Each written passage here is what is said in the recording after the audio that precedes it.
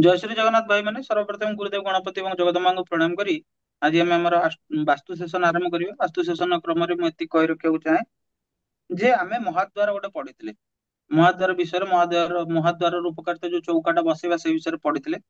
ସେଦିନ ମୁଁ କହିଥିଲି କି ଯୋଉ ଚୌକାଟାକୁ ବସେଇବା ପାଇଁ କି ଜ୍ୟୋତିଷର କଣ ଆବଶ୍ୟକତା ରହିଛି ବା ଆଷ୍ଟ୍ରୋଲୋଜି ଜ୍ୟୋତିଷ ବାସ୍ତୁ ପରସ୍ପରର ପରିପୂରକ ଗୋଟେ ଅନ୍ୟ ବିନା ଆ, ଅପୂରିତ ମାନେ ପରିପୂରକ ମାନେ ସିଏ ଯଦି ବାସ୍ତୁ ଖାଲି କରିବ ଆଉ ଜ୍ୟୋତିଷ ଜାଣି ନଥିବ ତାହେଲେ ସେ ଅଧା ବିଦ୍ୟା।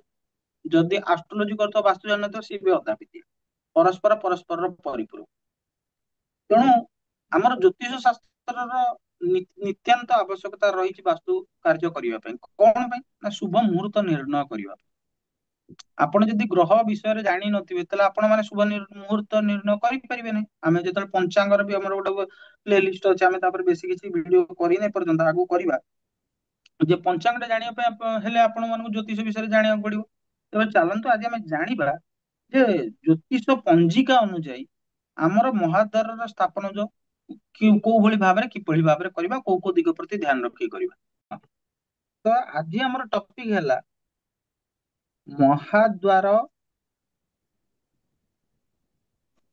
ସ୍ଥାପନରେ ଜ୍ୟୋତିଷ ପଞ୍ଜିକାର ଭୂମିକା।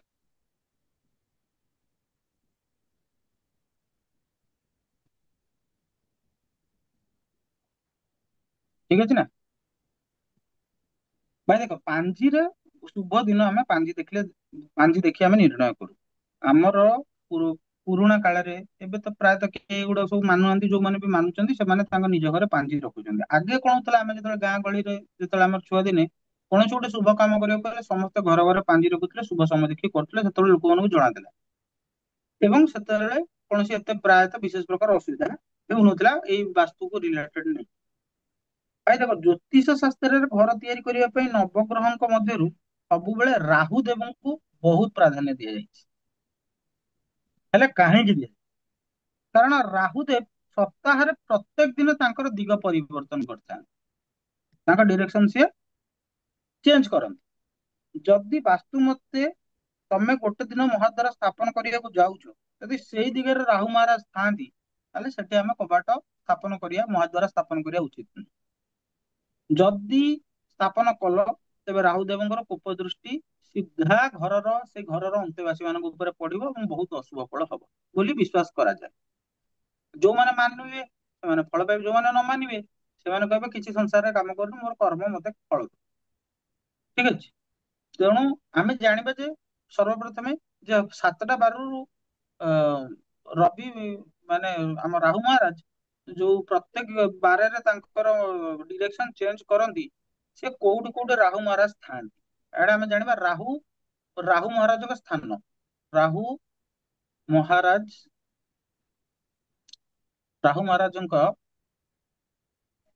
ବାର ଅନୁଯାୟୀ ସ୍ଥାନ କି ସାତଟା ବାରରେ ରାହୁ ମହାରାଜ କୋଉଠି କୋଉଠି ଥାନ୍ତି।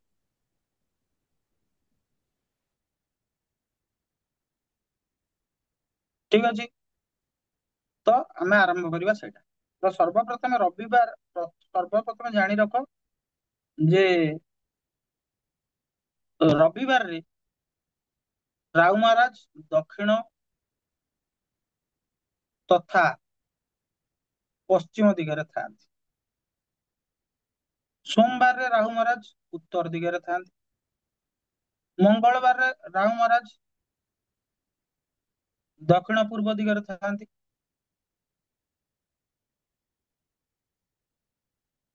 ଗୋଟେ ସ୍ଲାଇଟଲି ଭୁଲ କହିଥିଲି, ଦକ୍ଷିଣ ତଥା ପଶ୍ଚିମ ନୁହଁ, ଏଟା ଦକ୍ଷିଣ ପଶ୍ଚିମ ଦିଗ। ଦକ୍ଷିଣ ପଶ୍ଚିମ, ଏଟା ଦକ୍ଷିଣ ପଶ୍ଚିମ ଦିଗ ହବ। ଦକ୍ଷିଣ ତଥା ପଶ୍ଚିମ ନୁହଁ, ଦକ୍ଷିଣ ପଶ୍ଚିମ ମାନେ ସାଉଥ ୱେଷ୍ଟ ହବ ଏଟା। ଠିକ ଅଛି ନା? ଉତ୍ତର ହେଲେ ନର୍ଥ ହବ, ଦକ୍ଷିଣ ପୂର୍ବ ମାନେ ସାଉଥ ଇଷ୍ଟ ହବ। ବୁଧବାରରେ ରାହୁ ମହାରାଜ କୋଉଠି ଥାନ୍ତି ନା ୱେଷ୍ଟ ଡିରେକ୍ସନରେ, ପଶ୍ଚିମ ଦିଗରେ ଥାନ୍ତି। ରାହୁ ମହାରାଜ ବୁଧବାରରେ ୱେଷ୍ଟ ଡିରେକ୍ସନ ଥାନ୍ତି। ଗୁରୁବାରରେ ରାହୁ ମହାରାଜ କୋଉଠି ଥାନ୍ତି ନା ନର୍ଥ ଇଷ୍ଟରେ ଥାନ୍ତି, ଈଶାନ୍ୟ କୋଣରେ ଥାନ୍ତି, ଯାହାକୁ ଆମେ କହୁ ଉତ୍ତର ପୂର୍ବ। ଏଇଟା ଭେରି ଭାଇଟାଲ ରାଜ ହବ, ଏଟାକୁ ଭଲସେ ମନେ ରଖନ୍ତୁ। ଜଣେ ଆସି ପଚାରିଲା, ଘର ଘର ଯିଏ ତିଆରି କରିବ, ଯିଏ ବାସ୍ତୁବିଦ ସହିତ ସମ୍ପର୍କ ରହିବ, ସେ କମ ସେ କମ ବାସ୍ତୁବିଦକୁ ପ୍ରତ୍ୟେକ କଥା ପଚାରିକି କରିବାକୁ ପଡିବ। ମନ ଇଚ୍ଛା କରିଦେଲେ ଚଳିବ ନାହିଁ। ତାର ଜମିର ଟେଷ୍ଟିଂ ଠୁ ଆରମ୍ଭ କରି ଛାତ ପଡିବା ପର୍ଯ୍ୟନ୍ତ, ନୂଆ କବାଟ ଲାଗିବା ପର୍ଯ୍ୟନ୍ତ, କଲର ହବା ପର୍ଯ୍ୟନ୍ତ ସବୁ କିଛି ଜିନିଷ ସେ ବାସ୍ତୁବିଦକୁ ପଚାରି କରିବ, ଯଦି ଅନ୍ତେବାସୀ ମାନଙ୍କର ସୁଖ ଦରକାର। ଟିକିଏ ଗଡବଡ ହବ, ସେ ବାସ୍ତୁବିଦ ଯଦି ବି କୌଣସି ଭୁଲ ଆଡଭାଇସ ଦେଇଥିବେ ସିଏ ବି ତାର ଫଳ ଭୋଗ କରିବେ। ଏବଂ ଯଦି ସେ ବାସ୍ତୁବିଦଙ୍କ କଥା ଶୁଣିଲା ପରେ ସେ ଲୋକ କୌଣସି କଥା ନ ମାନିଲା, ସିଏ ଫଳ ଭୋଗ କରିବ। ଆଉ ଯିଏ ତ ମନ ଇଚ୍ଛା କରିଛି ତାର ହରିବୋଲ ଆଉ କଣ। ତ ଶୁକ୍ରବାରରେ ରାହୁ ମହାରାଜ ଦକ୍ଷିଣ ଦିଗରେ ଥାନ୍ତି। ଶନିବାରରେ ରାହୁ ମହାରାଜ ଉତ୍ତର ପଶ୍ଚିମରେ ଥାନ୍ତି। ଏଟା ହେଲା ଦକ୍ଷିଣ ମାନେ ସାଉଥ। ଉତ୍ତର ପଶ୍ଚିମରେ ଥାନ୍ତି। ଉତ୍ତର ପଶ୍ଚିମ ମାନେ ନର୍ଥ ୱେଷ୍ଟରେ ଥାନ୍ତି ଓ ପୂର୍ବ ଦିଗରେ ଥାନ୍ତି। ତେଣୁ ମନେ ରଖ, ଧର ରବିବାର ହେଇଛି, କିଏ କହିଲା ମୁଁ ମହାଦ୍ୱାର ସ୍ଥାପନ କରିବି, ଠିକ ଅଛି ନା। ଯଦି ସିଏ ତାର କବାଟ ଟା ଦକ୍ଷିଣ ପଶ୍ଚିମ ଦିଗରେ ସ୍ଥାପନ କରିବାକୁ ଯିବ, ଏ ଦିଗରେ ତ କବାଟ ହବା କଥା ନୁହଁ, କେହି କରିବେ ନା। ଯିଏ କଲା ସେ ବୁଡିକି ମରିଯିବ। କାରଣ ରାହୁ ମହାଦେବଙ୍କର ଏଟା, ରାହୁ ଦେବଙ୍କର ଇଏ ହଉଛି ମାନେ ନିଜସ୍ୱ ଜାଗା। ସାଉଥ ୱେଷ୍ଟ କର୍ଣ୍ଣରରେ ହୁଏ ନାହିଁ। ଯଦି କିଏ ବା ଭୁଲ ବଶତଃ ବାସ୍ତୁ ବିଷୟରେ କିଛି ଜାଣିନି ହେତୁବାଦୀ ଲୋକ ଟିକେ ହେଇଥିବ, ମାନୁ ନଥିବ କିଛି ଶାସ୍ତ୍ର ଫାସ୍ତ୍ର, ସେ ତାର ଫଳ ଭୋଗ କରିବ ଆଉ କଣ କରିବ। ତେଣୁ ଯୋଉ ବାର ଲେଖିଲି ସେଇ ବାରରେ, ସେଇ ଯୋଉ ଡିରେକ୍ସନ ରାହୁ ମହାରାଜ ଥାନ୍ତି, ସେଠି ଆପଣ ମହାଦ୍ୱାର ସେଇ ବାରରେ ସ୍ଥାପନ କରିବେ ନାହିଁ। ସୋମବାରରେ ଉତ୍ତର ଦିଗରେ କରିବେ ନାହିଁ ଦ୍ୱାର ମହାଦ୍ୱାର ସ୍ଥାପନ, ଯୋଉ ନୂଆ କରି ଯୋଉ ମହାଦ୍ୱାର ସ୍ଥାପନ ହଉଛି। ମଙ୍ଗଳବାରରେ ସାଉଥ ଇଷ୍ଟ ଦକ୍ଷିଣ ପୂର୍ବରେ କରିବେ ନାହିଁ। ବୁଧବାରରେ ପଶ୍ଚିମ ଦିଗରେ ମହାଦ୍ୱାର ସ୍ଥାପନ କରିବେ ନାହିଁ। ଗୁରୁବାରର ଈଶାନ୍ୟ ଦିଗରେ ମହାଦ୍ୱାର ସ୍ଥାପନ କରିବେ ନାହିଁ। ଶୁକ୍ରବାରର ଦକ୍ଷିଣ ଦିଗରେ ମହାଦ୍ୱାର ସ୍ଥାପନ କରିବେ ନାହିଁ। ଶନିବାର ଉତ୍ତର ପଶ୍ଚିମ ଓ ପୂର୍ବ ଦିଗରେ ମହାଦ୍ୱାର ସ୍ଥାପନ କରିବେ। ଏଇଟା ହେଲା ରାହୁ ମହାରାଜ। ସେକେଣ୍ଡ ପାର୍ଟ କଣ, ପଞ୍ଚାଙ୍ଗ ଦେଖି ତ ଶୁଭ ମୁହୂର୍ତ୍ତ ବାହାରିବ। ଏଇଟା ତ ବହୁତ ହାଇଲି ଲେବୁଲ ପାଠ, ମୁଁ ବେସିକ୍ସ ଗୁଡା ପଢୁଛି। ତ ମାସ ହିସାବରେ ବାସ୍ତୁ ଦେବତା କଣ କରନ୍ତି, ବାସ୍ତୁ ଦେବତା ବି ତାଙ୍କର ମାସ, ଏଇଟା ମୁଁ ଲିଭଉଛି। ବର୍ତ୍ତମାନ ଆମେ ବାସ୍ତୁ ଦେବତାଙ୍କ ବିଷୟରେ ଜାଣିବା। ସେକେଣ୍ଡ ଯୋଉ ପାର୍ଟରେ ଆସିବା, ବାସ୍ତୁ ଦେବତାଙ୍କ ବିଷୟରେ ଜାଣିବା। ଭାଇ ବାସ୍ତୁ ଦେବତା ବି ମାନେ ସବୁବେଳେ ଯେ ମୁହଁ ମାଡିକି କେବଳ ନର୍ଥ ଇଷ୍ଟ କୁ ଶୋଇଥାନ୍ତି, ସେଟା ତାଙ୍କର ସେମିତି ମାନେ ନାହିଁ। ବାସ୍ତୁ ଦେବତାଙ୍କ ମୁହଁ ମାସ ଅନୁସାରେ ବିଭିନ୍ନ ଦିଗରେ ଥାଏ।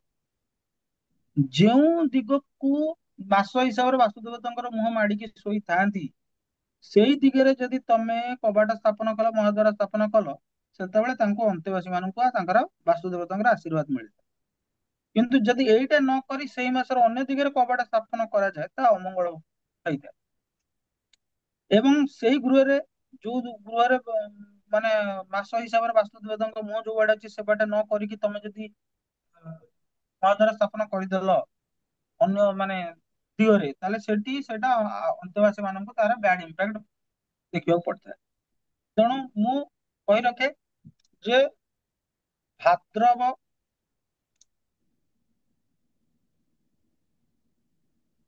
ଭାଦ୍ରବ, ଆଶ୍ୱିନ, କାର୍ତ୍ତିକ, ଏ ମାସରେ ବାସ୍ତୁ ଦେବତା ପୂର୍ବ ଦିଗକୁ ମୁହଁ କରି ଶୋଇଥାନ୍ତି। ମାର୍ଗଶିର, ପୌଷ, ମାଘରେ ବାସ୍ତୁ ଦେବତା ଦକ୍ଷିଣ ଦିଗକୁ ମୁହଁ କରି ଶୋଇଥାନ୍ତି।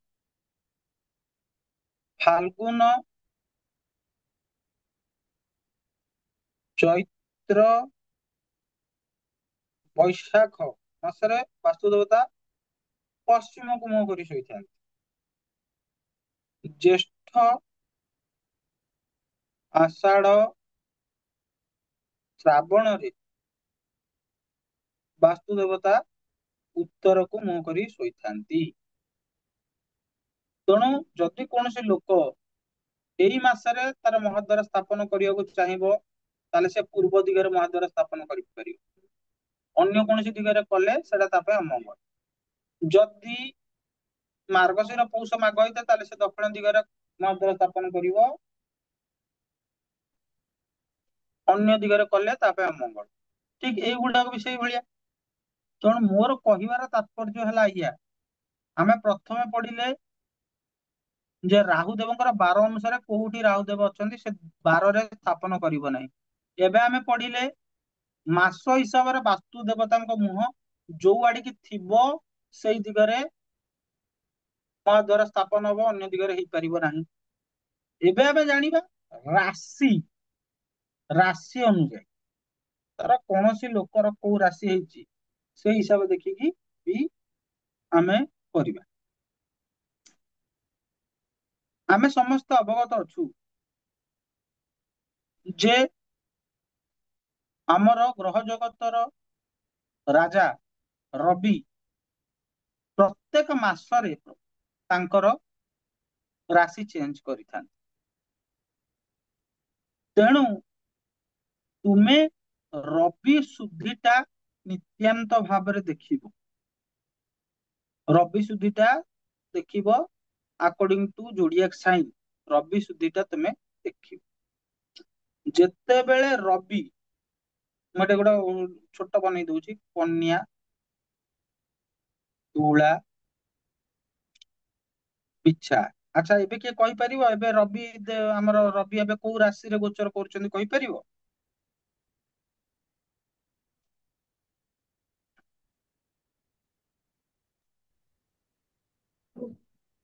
ଆରେ କିଏ କାହାର କିଏ ଦେଖିଛ ନା ନାଇଁ ମାନେ ମୁଁ ଏମିତି ଖାଲି କହୁଛି, ମୋ ଭଏସ ଆସୁଛି ନା ନାଇଁ? ଆସୁଛି, ଭଏସ ଆସୁଛି। ରବି ଆମେ ଦେଖିନୁ। ଏବେ ଏବେ ରବି କୋଉ ରାଶିରେ ଗୋଚର କରୁଛନ୍ତି କୁହ?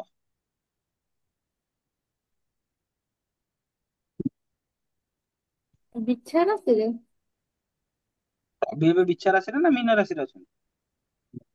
କିଛି ପଢୁନ ତମେ, ସଂସାରରେ କିଛି ଜାଣୁନ।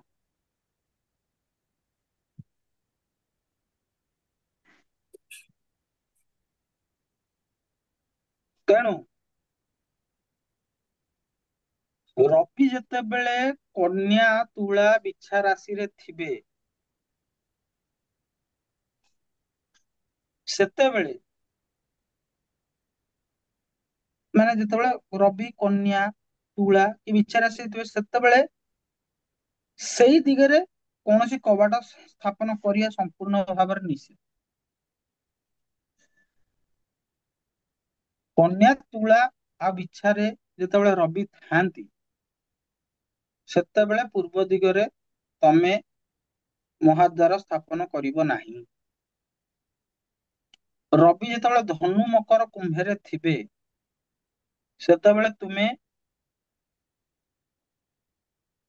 ଦକ୍ଷିଣ ଦିଗରେ ମହାଦ୍ୱାର ସ୍ଥାପନ କରିବ ନାହିଁ।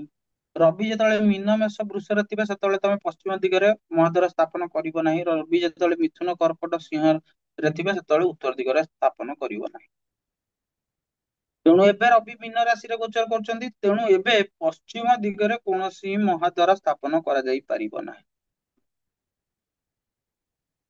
ଆଗାମୀ 3 ମାସ ପର୍ଯ୍ୟନ୍ତ, ମେଷ ସଂକ୍ରାନ୍ତି ଯାଇ ବୃଷ ସଂକ୍ରାନ୍ତି ଯାଇ ମିଥୁନ ସଂକ୍ରାନ୍ତି ହେଲେ ଯାଇକି ପଶ୍ଚିମ ମୁଖା ଘରରେ ତମେ ମହାଦ୍ୱାର ସ୍ଥାପନ କରିପାରିବ। ତେଣୁ ତିନିଟା ଜିନିଷ ଆପଣଙ୍କୁ ଭଲସେ ମନେ ରଖିବାକୁ ପଡିବ। ଏଇଟା ବହୁତ ଟ୍ରିକି ଜିନିଷ, ଏଇଟା ଦେଖିଲା ବେଳକୁ ମୁଣ୍ଡରୁ ଝାଳ ବାହାରିଯାଏ। ସର୍ବପ୍ରଥମେ ବାର ହିସାବରେ ରାହୁଙ୍କର ବାର ଦେଖିବ। ଏ ରାହୁ ଯଦି ସେଇ ଦିଗରେ ଅଛନ୍ତି ସେଇ ବାରରେ, ତାହେଲେ ଦ୍ୱାର ସେ ବାରରେ ସ୍ଥାପନ ହେବ ନାହିଁ। ତାପରେ ଦେଖିବ ବାସ୍ତୁ ପୁରୁଷଙ୍କ ମୁଖ ମାସ ହିସାବରେ ଯୋଉ ଦିଗରେ ଅଛି ସେଇ ଦିଗରେ ଦ୍ୱାର ସ୍ଥାପନ କରାଯିବ। ତାପରେ ଦେଖିବ ରବି କୋଉ ରାଶିରେ ବର୍ତ୍ତମାନ ଗୋଚର କରୁଛନ୍ତି, ଯଦି ରବି ଯୋଉ ରାଶିରେ ଗୋଚର କରୁଛନ୍ତି ସେଇ ରାଶିର ଯୋଉ ଦିଗ ଅଛି, ସେଇ ରାଶିର ଯୋଉ ଦିଗ ଅଛି ସେଇ ଦିଗରେ ତୁମେ ଦ୍ୱାର ସ୍ଥାପନ କରିବ ନାହିଁ। ଏ ତିନିଟା ଜିନିଷ ମନେ ରହିଲା। ଏଠି ଯୋଉ ମୁଁ ଦିଗ ଲେଖିଛି ତମେ ଭାବିବନି ରାଶି ମାନଙ୍କର ଦିଗ, କଣ ମେଷ ରାଶି ତ ପୂର୍ବ ରାଶି, ମେଷ ରାଶିର ତ ପୂର୍ବ ଦିଗ, ତମେ କାହିଁକି ଲେଖିଲ ଇଏ ପଶ୍ଚିମ କାହିଁ ଲେଖିଲ? ଏଇ ଜିନିଷଟାକୁ ମୁଁ କ୍ଲିୟରଲି ବର୍ତ୍ତମାନ ବୁଝିବାକୁ ଯାଉଛି, ତମେ ଗୋଟେ ବୁଝ ରାଶି ହିସାବରେ କାହିଁକି ରବିକୁ ଆମେ ଦେଖିବା, କଣ ନା ଦେଖିବା, ତାର ମାନେ ମୁଁ ଗୋଟେ ମାନେ ବଡ ଜିନିଷଟା କହିବାକୁ ଯାଉଛି। ଦେଖ ଟିକେ, ମୁଁ ଏଟାକୁ ଆଉଥରେ ଲେଖିଦିଏ। ଆଗ ଗୋଟେ କୁଣ୍ଡଲି ନିର୍ମାଣ କରିଦବା, ତାପରେ ତମକୁ ବୁଝେଇଲେ ବୁଝିଯିବ, ନହେଲେ ଖାଲି ଘୋଷିଲା ଭଳିଆ ହେଇଯିବ। ଆଚ୍ଛା, ଏଇଟା 1 2 3 4 5 6 7 8 9 10 11 12। ଏଇଟା ହେଲା ମୀନ ରାଶି, ଏଇଟା ହେଲା ମେଷ ରାଶି, ଏଇଟା ହେଲା ବୃଷ ରାଶି, ଏଇଟା ହେଲା ମିଥୁନ ରାଶି, ଏଇଟା ହେଲା କର୍କଟ ରାଶି, ଏଇଟା ହେଲା ସିଂହ ରାଶି, ଏଇଟା ହେଲା କନ୍ୟା ରାଶି, ଏଇଟା ହେଲା ତୁଳା ରାଶି, ଏଇଟା ହେଲା ବିଛା, ଏଇଟା ହେଲା ଧନୁ, ଏଇଟା ହେଲା ମକର, ଏଇଟା ହେଲା କୁମ୍ଭ। ଆଉ ମୁଁ ଯେତେବେଳେ ଯୋଉ ପାଠଟା ପଢେଇଲି ତମେ ଖାତା ଖାତା କି ଦେଖିନଥିବ, ତମେ ତ କହୁଛ ଏଇଟା ପଢଉଛି ଏ ପିଲାଟା, ତମେ ଖାଲି ଶୁଣିଦେଲେ ଆମର ହେଇଯିବ। ଠିକ ଅଛି, ଯଦି ତମେ ଶୁଣି ମନେ କରିବ ବହୁତ ଭଲ କଥା। କନ୍ୟା ତୁଳା ବିଛାରେ ଥିଲେ ତମେ ପୂର୍ବ ଦିଗରେ ସ୍ଥାପନ କରିବ ନାହିଁ। ଆଚ୍ଛା, କନ୍ୟା ତୁଳା ବିଛା କୋଉଠି ହଉଛି ଦେଖିଲ? ଏଇ ତିନିଟା। ଠିକ ଅଛି, ଏଇ ତିନିଟାରେ ଯେତେବେଳେ ରବି ଥିବେ ସେତେବେଳେ ପୂର୍ବ ଦିଗରେ କରିବନି। କାହିଁ କରିବେନି? ରବି ଏଇଠି ଉଚ୍ଚ, ହଁ କି ନାଇଁ? ଆରେ ମେଷ ରବି ଉଚ୍ଚ ନା ନାଇଁ? ଆରେ ମେଷ ରାଶିରେ ରବି ଉଚ୍ଚ ନା ନାଇଁ? Yes yes. ଯଦି ମେଷରେ ଉଚ୍ଚ ତାହେଲେ ତୁଳାରେ ନିଚ।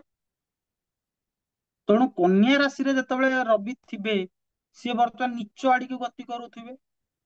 ସେଇଥିପାଇଁ କି ତମେ ଯଦି ପୂର୍ବ ଦିଗରେ କବାଟ ସ୍ଥାପନ କଲ, ରବିଙ୍କର ପାୱାର ଟା ନଥିବ ବାସ୍ତୁର ଭାଇବ୍ରେସନ ଅନୁସାରେ। ତୁଳାରେ ସେମିତି ରବି ନିଚ ହେଇଗଲେ, ରବି ଯଦି ଏଠି ଉଦୟ ହେଲେ ତାହେଲେ ଏଠି ଅସ୍ତ ଗଲେ। ବିଛାରେ ସାଙ୍ଗେ ସାଙ୍ଗେ ନିଚତା ଭଙ୍ଗ କରି ସେ ବିଛା ସଂକ୍ରାନ୍ତି ବେଳକୁ ସେ ଧୀରେ ଧୀରେ ଧୀରେ ଧୀରେ ଉଠୁଥିବେ, ନିଚତାରୁ ଭଙ୍ଗ ହେଇକି ଉଠୁଥିବେ। ସେ ତାଙ୍କର ପାୱାର ନଥିବ, ତେଣୁ ତମେ ପୂର୍ବ ଦିଗରେ ଯଦି ଘର କରିଥିବ ତମ ତ ସୂର୍ଯ୍ୟର ଛାଇଟା ଏଠି ପଡିବ ନାହିଁ। ଆଉ ତମେ ପୂର୍ବ ଦିଗରେ ଆଡେ ନିର୍ମାଣ କରିଦେଲ ମହାଦ୍ୱାର, ତମେ ତ ସୂର୍ଯ୍ୟ ଆଶୀର୍ବାଦ ହିଁ ମିଳିଲାନି। ମୁଁ ଆଶା କରୁଛି ତମେ ଭଲସେ ବୁଝିପାର କଥାଟା। ତେଣୁ ଆଜିର ଏଇ ଯୋଉ ବାସ୍ତୁ ସେସନରେ ଆମେ ଯୋଉ ସେସନ ଟାକୁ ବୁଝିଲେ, ସେ ସେସନ କ୍ରମରେ ଆମେ ବୁଝିଲେ ଯେ କୋଉ ଡିରେକ୍ସନ ରେ ମହାଦ୍ୱାର ସ୍ଥାପନ ହବ, ମହାଦ୍ୱାର ସ୍ଥାପନ ହେବାର ଶୁଭ ମୁହୂର୍ତ୍ତ ଟା ଆଷ୍ଟ୍ରୋଲୋଜି ହିସାବରେ କିଭଳି ଭାବରେ ଡିଫାଇନ କରାଯାଇଛି, ଏବଂ ଏତେ ସବୁ ସରିଲା ପରେ ଯୋଉ ନୂଆ ଘରର ଶୁଭ ଦିଆହେଲେ ଯୋଉଟା ଖୋଳା ହବ, ଯୋଉ ନାଗ ବୁଲିବ, ନାଗ ବୁଲୁଥିବେ, ସେଇଟା ବି ଚେକ୍ କରିବାକୁ ପଡିବ। ସେଇଟା ନାଗର ପୁଣି ଗୋଟେ ଦିନ କ୍ଲାସ କରିବାକୁ ପଡିବ। ଏତେ ସବୁ ଜିନିଷ ମନେ ରଖିଲେ ଯାଇ ଗୋଟେ ସଫଳ ଘର ତମେ ଲୋକକୁ ନିର୍ମାଣ କରେଇକି ଦେଇପାରିବ। କଣ କଲି? ମୁଁ ବାସ୍ତୁ ଭିଜିଟ କରିବାକୁ ଗଲି, ଜୋନ ବାହାର କରିଦେଲି, କହିଲି କାଲି ଖୋଳ, ମନ ଇଚ୍ଛା ଯୋଉଠି ଖୋଳୁଛ ଖୋଳ। ସେ ଲୋକ କଣ କଲା, ନାଗ ଶୋଇଛି ତା हम्म ବାଟରେ ଭାର୍ଚୁଆଲି ଭାଇବ୍ରେସନ ହିସାବରେ, ତମେ हम्म କଣ କଲା ନା ପିଠିରେ ଖୋଳିଦେଲ ନିଆଁ ପାଇଁ। ଯେମିତି ପିଠିରେ ଖୋଳିଦେଲ, ଠିକ 7 ଦିନ ଭିତରେ କଣ ହବ କି 8 ଦିନ ଭିତରେ କଣ ହବ? ଯଦି ତମେ ସ୍ପିରିଚୁଆଲ ଅଛ, ହାଇଲି ସ୍ପିରିଚୁଆଲ ଅଛ ତ ଅଲଗା କଥା, ଟିକେ ଫିଟିକରେ କଟିଯିବ। ଆଉ ତମ हम्म ଘରେ ଯଦି ଅଣ୍ଡା, ମାଛ, ମାଂସ, ଚିକେନ ଉଡୁଛି ଆଉ ନାଲି ପାଣିର ବ୍ୟବସ୍ଥା ତମ ଘରେ ହଉଛି, ତାହେଲେ ବି କିଛି ହବନି, କାହାର ଗୋଟେ ଅଣ୍ଟା ଟା ଭାଙ୍ଗିବ ଆଉ ଆକ୍ସିଡେଣ୍ଟରେ ଆଉ। ଯଦି ତମେ ନାଗର ମୁଣ୍ଡରେ ଖୋଳିଦେଲ ତାହେଲେ ମୁଣ୍ଡ ଫାଟିବ। ସେଟା ଡିପେଣ୍ଡ କରୁଛି କାହାର କଣ ଦଶା ଚାଲିଛି। हम्म। ତେଣୁ ବାସ୍ତୁବିଦ ଏତେ ଇଜିଲି ହେଇଯାଆନ୍ତିନି କେହି। ଭାଇ ଭଲ ସେ ପଢିବ, ଭଲ ସେ ଭେରିଫାଏ କରିବ, ନହେଲେ ସେଇ ଯୋଉ ବାସ୍ତୁର ଇମ୍ପାକ୍ଟ ଟା ତମକୁ ବି ଛାଡିବ ନାହିଁ। କାରଣ ତମ ଆଡଭାଇସରେ ସେ ଲୋକ କଲା ନା, ସେ କଣ ଜାଣିଛି? ଯେତେବେଳେ ବ୍ରାହ୍ମଣଙ୍କୁ ପୂଜା କରିବାକୁ ଡକାଯାଏ, ବ୍ରାହ୍ମଣ ମାନଙ୍କର କୌଣସି ଭୁଲ ତ୍ରୁଟି ଟା ଜଜ ମାନଙ୍କ ଉପରେ ପଡେନି, ବ୍ରାହ୍ମଣ ମାନେ ନେଇଯାଆନ୍ତି। ସେଥିପାଇଁ ବ୍ରାହ୍ମଣ ମାନଙ୍କୁ ଏତେ ରେସପେକ୍ଟ, କାରଣ ସିଏ ତ ବିଧିର ବିଧାନ ଜାଣିନି ନା କୋଉ ହିସାବରେ ପୂଜାଟା ହବ। ତେଣୁ ଏଇ ଯୋଉ ପୂଜା ପାଠର ଯେକୌଣସି ଯୋଉ ମାର୍ମିକ ଫଳ ବ୍ରାହ୍ମଣ ମାନେ ଭୋଗ କରନ୍ତି, ଯୋଉ ପୁରୋହିତ ମାନେ ସେମାନେ ଭୋଗ କରନ୍ତି। ସେଥିପାଇଁ ପ୍ରତ୍ୟେକ ଲୋକମାନେ ବ୍ରାହ୍ମଣକୁ ରେସପେକ୍ଟ ଦବା କଥା, କାରଣ ତାଙ୍କର ଗ୍ରହ ଦୋଷ ଗୁଡାକ ଏମାନେ ପୂଜା କରି କାଟି ଦଉଛନ୍ତି। ବହୁତ କିଛି ଜିନିଷ ଭାର୍ଚୁଆଲି ଦେଖାଯାଏ ନାହିଁ, କିନ୍ତୁ ତାର ଇମ୍ପାକ୍ଟ ନିଶ୍ଚିତ ଭାବରେ ଜୀବନରେ ପଦ୍ଧତି ଭିତରେ ରହିଛି। ତୁମେ ସେଇଟା ଚାହେ ମାନ ଚାହେ ନ ମାନ, ଠିକ ଅଛି ନା? हम्म ତ ଗୋଟେ ସଫଳ ବାସ୍ତୁବିଦ ହବାକୁ ହେଲେ ସର୍ବପ୍ରଥମେ 5ଟା ଜିନିଷ ଭଲସେ ମନେ ରଖିବ। ତମକୁ ପଞ୍ଚାଙ୍ଗ ଉପରେ କ୍ଲିୟରଲି ଆଇଡିଆ ଥିବା ଦରକାର, ନବଗ୍ରହଙ୍କ ବିଷୟରେ କ୍ଲିୟରଲି ଜାଣିଥିବା ଦରକାର, ବାସ୍ତୁ ପୁରୁଷଙ୍କର 45 ଦେବତା ବିଷୟରେ କ୍ଲିୟରଲି ଜାଣିଥିବା ଦରକାର, ଏବଂ ବାସ୍ତୁର ମୌଳିକ ଜ୍ଞାନ ଟା ତମର କ୍ଲିୟରଲି ଜାଣିଥିବା ଦରକାର। ତମେ ହାଇଲି ନଲେଜେବଲ, ହାଇଲି ପିଏଚଡି କରିଥିବା କିଛି ଆବଶ୍ୟକତା ନାହିଁ ବାସ୍ତୁରେ। ତୁମେ ଯଦି କସସ୍ ଅଛ ଏଇ 5ଟା ପଞ୍ଚାଙ୍ଗକୁ ନେଇକି, ଜୋନକୁ ନେଇକି, ଜାଗାକୁ ନେଇକି, ବାସ୍ତୁର ମୌଳିକ ଜ୍ଞାନକୁ ନେଇକି, ଏବଂ ତତ୍ ସହିତ ମାପକୁ ନେଇକି, ମାପି ଜିନିଷଟାକୁ ନେଇକି, ତାହେଲେ ତୁମେ ଗୋଟେ ସଫଳ ବାସ୍ତୁ ଦେଇପାରିବ। ନାଇଁ କି ଖାଲି ମୁଁ ଗୋଟେ ଜିନିଷ ଜାଣିଦେଲି, ବାସ୍ତୁ ମୁଁ ଦେଖିଦେଲି, ମୁଁ ଗଲି ସେଇଟା କରିଦେଇ ଆସିଲି, ଏ କିଛି ଲାଭ ହବନି। ଗୋଟେ କମ୍ପ୍ଲିଟସନ, ଗୋଟେ ପରଫେକ୍ସନ ଆସିବନି ତମ ଭିତରେ। ଠିକ ଅଛି ନା? ତାହେଲେ ଆଜିର ସେସନ ପାଇଁ ଏତିକି। ସମସ୍ତଙ୍କୁ ଜୟ ଶ୍ରୀ ଜଗନ୍ନାଥ।